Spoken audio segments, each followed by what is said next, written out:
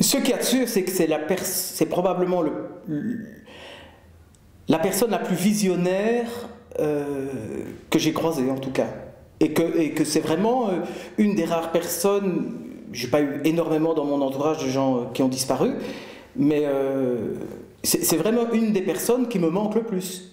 Alors qu'on n'avait pas gardé des contacts très quotidiens. On s'est retrouvés un peu au public dans des circonstances un petit peu différentes, ce qui a eu l'occasion de nous faire bien rire tous les deux.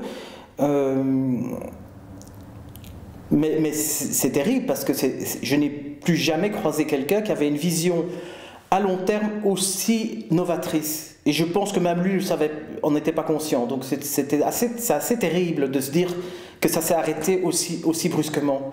Parce que ce qu'il faut se dire, c'est qu'il était jamais content. Ce garçon était jamais content, en fait. Alors que tout le monde criait au génie, disait c'est génial.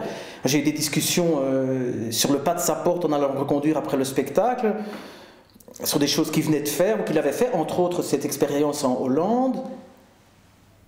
Et c'était terrible parce qu'il n'était pas content, tous les critiques trouvaient ça génial, les gens trouvaient ça bien, ou pas bien, de toute façon, les critiques auraient trouvé ça même nul, franchement. C'était tellement ailleurs, c'était toujours tellement ailleurs que